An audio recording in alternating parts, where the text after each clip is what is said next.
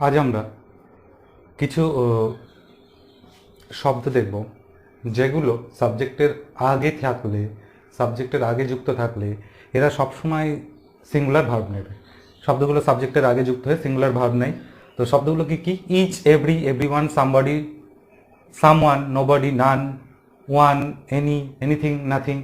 এই শব্দগুলো যখনই সাবজেক্টের আগে বসবে, তো আগে বসে এদের সাথে যে ভার্বগুলো অ্যাটাচ থাকবে তারা কিন্তু সবসময় সিঙ্গুলার ভার্ব হবে।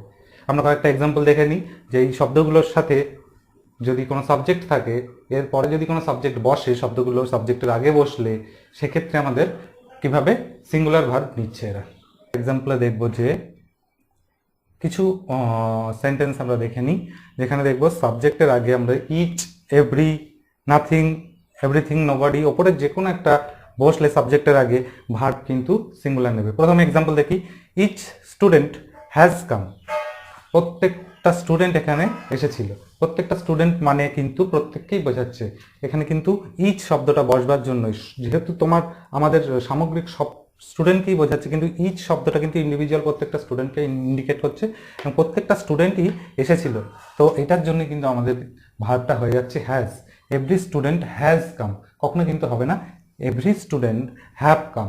এরর কারেকশনে কিন্তু এখানে আমাদের দিয়ে দেয় যে every student have come, each student have come. আমার কিন্তু হ্যাভ কাম কিন্তু হবে না। ইচ হোক বা এভরি হোক, যাই বসুক না কেন, ইচ, এভরি যাই বলুক না কেন, কিন্তু আমরা ইচ হোক বা এভরি বলুক, ইচ বা এভরি যাই থাকুক না কেন, এখানে কিন্তু হবে has. Every, each student has come. পরেরটা দেখব, ইচ বয়। ইচ বয় প্রত্যেকটা বালক, each boy and each girl. শুনে মনে হচ্ছে তো প্রত্যেকটা ইন্ডিভিজুয়াল এবং তাকে আবার দুটো অ্যান্ড দ্বারা আমাদের অ্যাটাচড আছে। তো দুটো সিঙ্গুলার থাকলে আমরা জানি যে অ্যান্ড দ্বারা অ্যাটাচ থাকলে কিন্তু আমাদের প্লুরাল হয়, কিন্তু ইচ শব্দগুলো কিন্তু থাকার জন্য আমার মাঝে অ্যান্ড থাকুক আর যাই থাকুক দুজনের ক্ষেত্রেই কিন্তু ইচ আছে। তো আমাদের ভার্ব কিন্তু সবসময় এরা নেবে সিঙ্গুলার ভার্বই নেবে।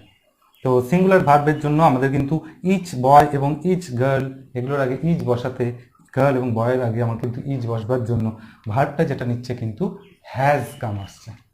Each boy and each girl has come, প্রত্যেকটা মেয়ে এবং প্রত্যেকটা ছেলে সেখানে এসেছিল। তো প্রত্যেকটা এই ইচ শব্দ দুটোর জন্যই কিন্তু আমাদের ভার্ব হচ্ছে হ্যাজ নিচ্ছে। পরেরটা দেখি, nothing happens in this place. Nothing, কোনো কিছুই ঘটে না, এই জায়গাতে কিছুই ঘটছে না। তো আমি এখানে দেখব হ্যাপেন, এস বাই এস যুক্ত হয় আমরা জানি সিঙ্গুলার কেসে। তো সিঙ্গুলার নাউন হিসাবে আমাদের এইটা কিন্তু নাথিং, কিছুই ঘটছে না এই প্লেসটাতে। তো এই নাথিং শব্দটা কিন্তু যুক্ত হওয়ার জন্যই কিন্তু আমার ভার্বটা যেটা নিল এটা কিন্তু সিঙ্গুলার ভার্ব হয়ে গেল। এগুলো কিন্তু সব সিঙ্গুলার ভার্ব হিসাবে নিচ্ছে আমাদের, সিঙ্গুলার ভার্ব, এগুলো সিঙ্গুলার ভার্ব হয়ে যাচ্ছে।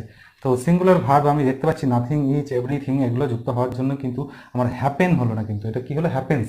এটা সিঙ্গুলার হিসাবে বসলো।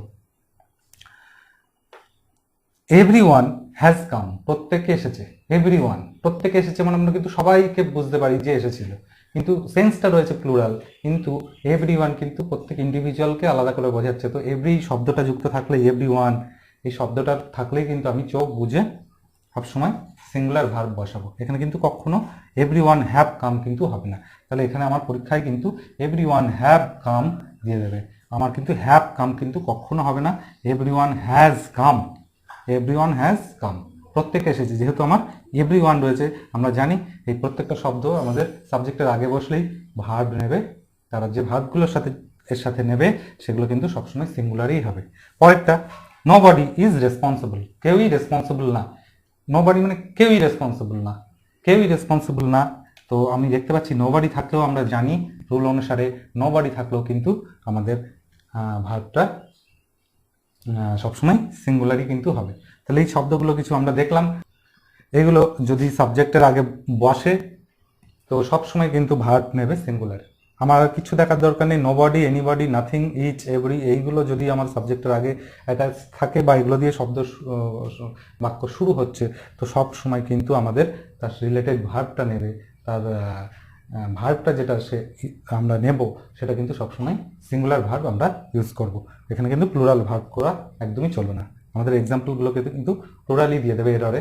তো আমাকে এই শব্দগুলোই মনে রাখতে হবে, এগুলো থাকলে আমি চোখ বুঝে সিঙ্গুলার করে দেবো। এবার আমরা দেখব ইচ। আমরা আগে দেখেছি যে যদি আমরা সিঙ্গুলার সাবজেক্টের আগে ইচ বসাই, তারপরেও যদি অন্য কিছু আরও থাকে, অ্যান্ড দিয়ে যুক্ত থাকে বা অন্য কিছু প্লুরালও থাকে, আমরা সব ক্ষেত্রে দেখছিলাম ইচ দিয়ে স্টার্ট হচ্ছে বা ইচ দিয়ে সাবজেক্টের আগে ইচ বসেছে, প্লুরাল কিন্তু ভার্বটা কিন্তু সিঙ্গুলার নিচ্ছিল। এবার আমরা এক্সাম্পল দেখব যে ইচ যদি, if each is used after plural noun অথবা আফটার প্লুরাল প্রোনাউন, তারপরে যদি ইচকে ইউজ করি তাহলে plural verb should be used, plural verb should be used, plural verb use হবে সেক্ষেত্রে যদি ইচটা সাবজেক্টের আগে না হয়ে সাবজেক্টের পরে চলে যায়। তো আমি এখানে এক্সাম্পলটা দেখি, দ্য স্টুডেন্টস ইট, এই ইচটা বসেছে কোথায়? সাবজেক্টের পরে গিয়ে, সাবজেক্টের পরে গিয়ে আমার ইচটা বসেছে।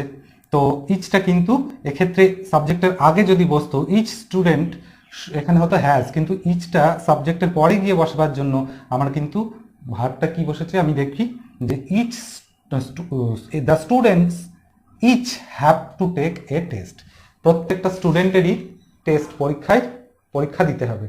তো এখানে কিন্তু আমি দেখতে পাচ্ছি ইচ থাকা সত্ত্বেও ইচটা যেহেতু সাবজেক্টের পরে গিয়ে বসছে, সেক্ষেত্রে কিন্তু আমাদের এই সাবজেক্টটা যেমন আছে প্লুরাল আছে, তো ভার্বও কিন্তু প্লুরালই হয়েছে।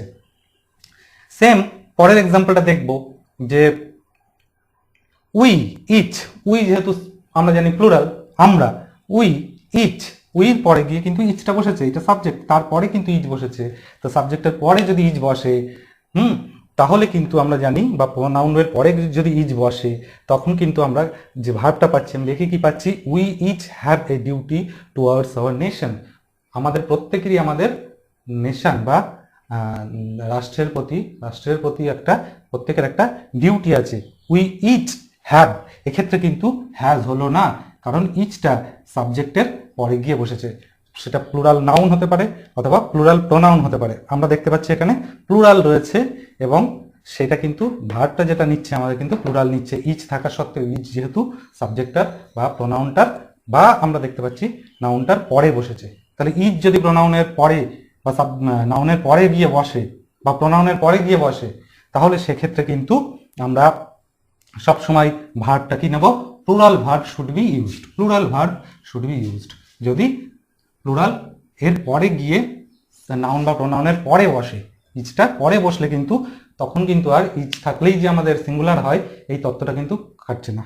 তো ইচ কিন্তু আমরা দেখলাম যে ইচ কিন্তু পরে বসলে, প্রোনাউন বা নাউনের কিন্তু পরে যদি বসে, প্লুরাল প্রোনাউন বা প্লুরাল নাউনের পরে গিয়ে ইচ বসলে কিন্তু তারা যে ভার্বটা নিচ্ছে, হ্যাভ কিন্তু প্লুরাল ভার্ব, হ্যাজ হচ্ছে সিঙ্গুলার ভার্ব। তো আমরা প্লুরাল ভার্বকে কিন্তু পাচ্ছি, হ্যাভ হচ্ছে প্লুরাল ভার্ব, তো প্লুরাল ভার্বগুলোকে আমরা কিন্তু এখানে ইউজ করছি, যেহেতু প্লুরাল সাবজেক্ট হিসাবে ইচের আগে সাবজেক্ট যদি প্লুরাল হয়, ভার্ব কিন্তু আমার প্লুরালই নেবে। তাহলে ইচ আগে সাবজেক্টের আগে বসলে একরকম তার একটা বিহেভিয়ার করছে, কিন্তু ইচ সাবজেক্টের পরে গিয়ে বসলে তার কিন্তু বিহেভিয়ার কিন্তু চেঞ্জ হয়ে যাচ্ছে। এটা কিন্তু খুব সুন্দর একটা এক্সাম্পল, এটা আমরা দেখে নিলাম। Was present. ভিডিওটি ভালো লাগলে লাইক, শেয়ার অ্যান্ড সাবস্ক্রাইব করুন এবং বেল আইকনটি অবশ্যই প্রেস করে রাখুন যাতে ভবিষ্যতে এই ধরনের আরও ভিডিও আপনাদের নোটিফিকেশনে চলে আসে। Thank you.